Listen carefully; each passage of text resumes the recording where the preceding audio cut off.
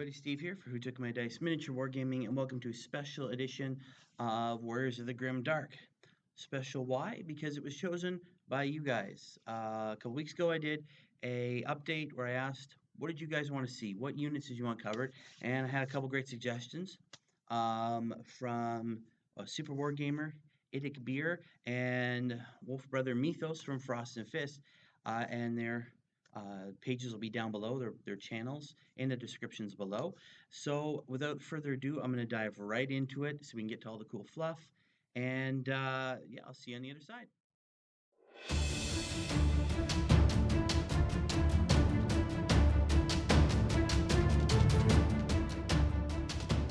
So the first one we're going to look at, thanks to Wolf Brother Mythos, is the Astra Militarum Rough Rider unit. So what is a Rough Rider? So the Rough Riders are a throwback to mankind's ancient traditions of mounted warriors. Now, for the most part, if you look at, say, the famous Attilan Rough Riders, they're all on horseback. They look like Mongols, sort of that stereotypical um, mounted warrior. But we've also seen them in the Death Korps of Krieg had models, and the Talarn had their own Rough Riders, the Desert Raiders there. So what is a Rough Rider? So mainly these guys come from sort of feral worlds within the Imperium. They are ones that have based their entire society around being on horseback. There's many rituals, scarification, battles, just massive horseback battles as these tribes fight each other. When they're brought into the Imperial Guard or the Astra Militarum, they're used as hard-hitting shock troops or scout troops. They can ride much faster through difficult terrain than, say, the standard vehicles can. They're used to being on their own. They can survive behind enemy lines. And they're just, they're as varied as the planet. Some are well trained, like the Attillans. Some might be mercenary forces picked from a pharaoh world with barely trained horses and really not all that great soldiers on their backs. But the general shape of all of them is mounted warriors. Doesn't matter if it's a horse, some genetically engineered horse hybrid like the Death Korps Krieg or the Talarn have, or some sort of bipedal lizard mount like a Grox or some sort of thing. Um, Generally, they're all come down to being shock assault troops or skirmishing forces, right? Their main idea is to flank the enemy, hit them from the side, from the flank, or as backup assaults, what have you.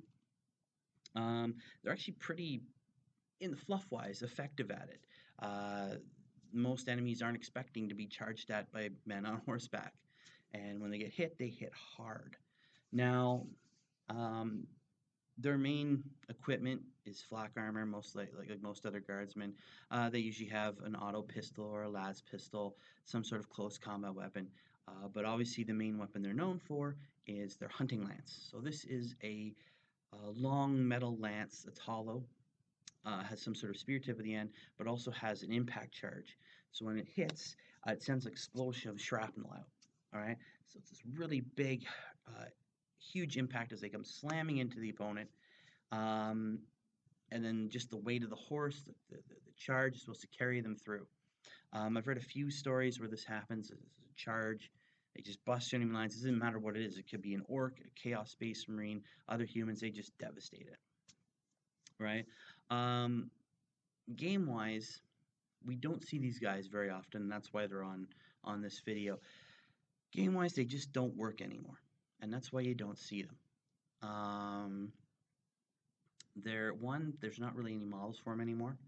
If you notice the picture at the beginning before this section of the video started, those are some that I built myself out of extra bits. And I'll talk about that later in another video about, again, sort of combining bits, kit bashing to make your own models, but that's another story.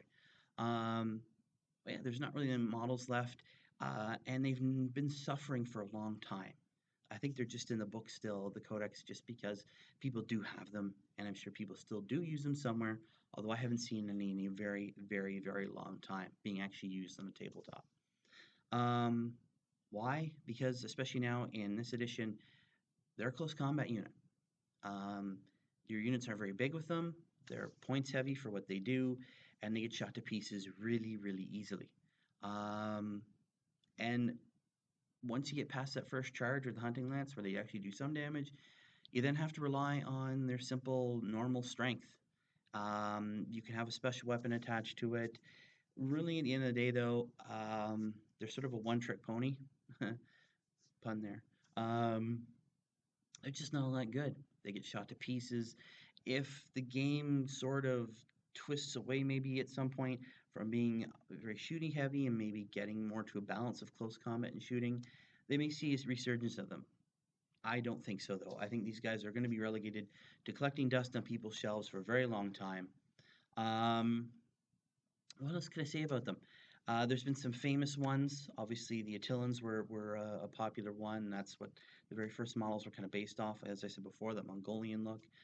Forge World had some models for their Death Korps of Krieg, mounted on these sort of alien-looking horses that didn't have the hoof feet. They more had like claws and uh, no mane, no tail, just designed to survive on obviously Krieg's radioactive, heavy environment. And even the Talarn Desert Raiders had their own horses for a while. Um, yeah, all in all, there's something really sort of romantic about them in a way. This massive cavalry charge of men blasting away with pistols and these big lances. There's something sort of old timey heroic about it, which is great for the fluff.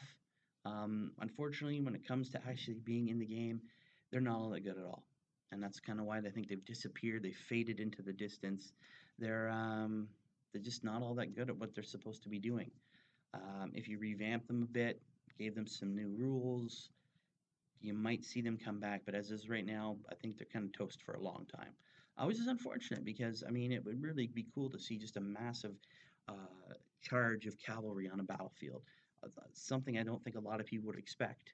And there is something kind of also cool about them being alongside these big clanking uh, oily, dirty machines of the Imperial Guard, these massive Leman Russes going by, and the Chimeras, and even Bane Blades, and then to see these men mounted on horseback or what have you, something very simplistic and cool about that. But yeah, so that's pretty much all I can really say about the Rough Riders. They're just a really cool sounding unit that just doesn't work on the battlefield.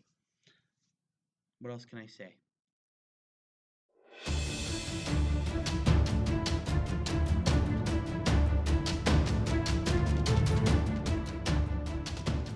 So, thanks to Super Wargamer and Idig Beer, we're going to be talking about the Necron Pariah. Now, to understand the Pariah, you have to go way back in time, past the Great Crusade, past the Age of Strife, past even us now, to when our ancestors were living in caves and hunting and gathering. So, what happened is basically one of the Catan, the star gods, long before they fell to their own people. Now, we're also talking old fluff here. All right, so we'll get to that in a bit. But they began messing with the human gene and placed in there a gene that would allow humans to be effectively cut off from the warp. Um, and this gradually took time. It was some sort of grand plan to obviously help them defeat the psychic heavy races, the orcs, the Eldar at the time, even the old ones. Sort of a weapon that they could use in order to finally defeat their enemies. Obviously, things didn't work out well for them. They eventually, most of life in the galaxy was almost wiped out. The Necrons, again, this is according to Old Fluff, went to sleep. In that time, mankind began to evolve and finally reached the point of the Great Crusade, the Emperor heading out with the Space Marine legions. All the while, this gene was slowly sitting back in the human gene pool, popping up here and there. Now, these are called blanks or blunts, basically humans that are completely 100% cut off from the warp. The Imperium uses them for their assassins to take on, obviously, Psykers. However, when the Necrons awoke, they continued their grand plan and they would hunt down these individuals. And this is where the Pariah came from. The Pariah was supposed to be the next generation of Necron, one that could blunt psychic attacks and help the Necrons, the Star Gods, destroy any sort of warp presence. There was a cool thing to them. They were actually weren't like the other Necrons of the time that were basically just machines with a soul stuck in it. due to the transference. These are actually experimental cybernetic warriors. There was actually in that armored shell, there was a personality, there was actually guts and parts of human anatomy in there. And they needed that. They needed the mind and all that to help create this effect that you saw in the game where psychers just didn't want to be around them. They lost leadership. Um, and they were designed to be sort of this next great weapon. Um, so they would go under this change, and they were different than your standard Necron of the time. They had a personality. They could speak. They could think. They could formulate ideas, as opposed to the other Necrons that were just sort of mindless machines following their star god's great commands. Um, so yeah, it was. They were operating in small squads, usually as a bodyguard for a Necron Lord. Had the war size, so they could hit hard. Um, but the other thing they lacked, though, was the ability to regenerate because they had human components in them. Um, they just couldn't do that repair thing, right? So while their units were going down and getting back up, these guys went down. They stayed down. That was it. Obviously, yeah, they had the War Scythe, they also had a Gauss Blaster, so they could be effective at range and in close combat. And they were kind of this new scary unit that could slice through pretty much anything, whether it was Terminators, excuse me, um, anything. Just slice through it, blast through it. An effective bodyguard for their Necron Lord. Something that could even blunt psychic attacks. Right, rather devastating. The fluff, anyways. Um, these are pretty devastating guys. They were Necrons that could think, that could formulate ideas, tactics. It was pretty nasty fluff wise. Game wise, they never really panned out. You never really saw many of these. Why? Well, one, everybody back in the day, even now, loved the whole "we'll be back" roll. Right? It was a key thing, especially when uh, you could actually phase out Necrons. So you wanted everything you could possibly have get back out, so you wouldn't get phased out. And they couldn't do that. So they went down. That was it. They were down. I believe they're about the same cost as a Terminator back in the day, about 200 points for a small squad of them. No invulnerable save. Gauss blasters were okay, but the range wasn't great on them. So you could shoot them dead. They didn't get anything from a res orb, obviously with no will be back roll. Um, they just weren't all that effective, so they didn't last very long. They weren't all that great. So what happened to them? That's the other thing. They are no longer in the new codex. So if any of you guys are new enough and you have the latest Necron codex, you won't see a pariah anywhere. If you have the older one from years ago, they were a unit choice. I think they were an elite or an HQ. I can't remember at the moment, but they're gone. What happened to them? Well, a retcon happened. Basically, when they did the new Necron Codex, well, not the latest one, the one before that, which the new one is pretty much exactly like, they went from being sort of the undead of Warhammer 40,000 to being more of a dynasties, pharaohs, Egyptians, right? Still kind of verging on the undead, but now instead of being slaves to star gods with no personality, nothing, um, they're actually their own species. They actually took down their star gods and shattered them, and that's what all those shards of Catan are. They're actually the broken remains of these star gods that they killed. Um, and that retcon changed a lot of things. The pariahs disappeared, so you can basically consider them a failed experiment. With the new fluff, with the Silent King being outside of our galaxy and seeing just how horrible the Tyranid menace is, he decided to come back to the galaxy and start waking up his people. And so you had all these dynasties waking up with these Necron lords, these overlords at the top, that had their own personalities, still could think, still could formulate ideas. They actually had a humanity to them, or whatever you want to call it, since they were aliens, the Necron tier, way back in the day. So they went from being just soulless killing machines to actually having personalities, reasons for being, for wanting to rebuild their dynasties, to take power back. And so the pariah kind of disappeared. They've been replaced with some of the new bodyguards they have now that kind of formulate the same role, but just do it a lot better. So yeah, they just sort of faded into nothingness. Failed experiment, if you will. Again, that pariah gene is still around. It's still featured in with the I believe it's the Calexis assassins with the psychic powers, and basically that's still there. The Sisters of Silence that were just released are basically the same thing. A whole army of these psychic nulls that just shut down psychic powers. People don't want to be around them, right? That was it's so it's still there.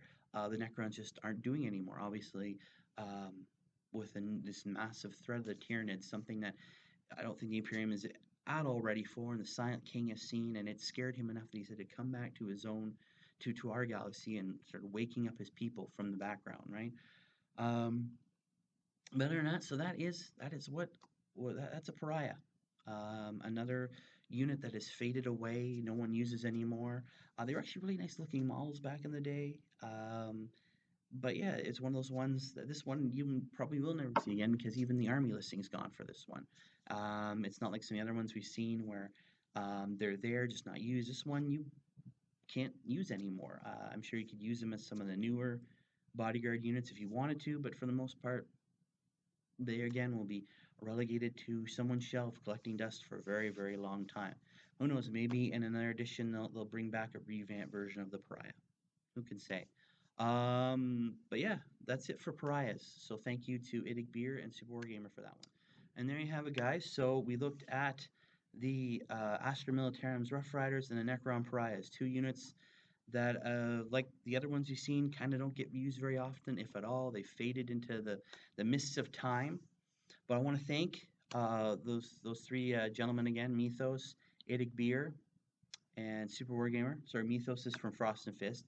So again, as I said before, their channels will be down below. Take a look, hit the like button, hit the subscribe button, mash them like there's no tomorrow. Send out the love, guys. Um, but yeah, I'm gonna put this out again, just like I did in the update I did.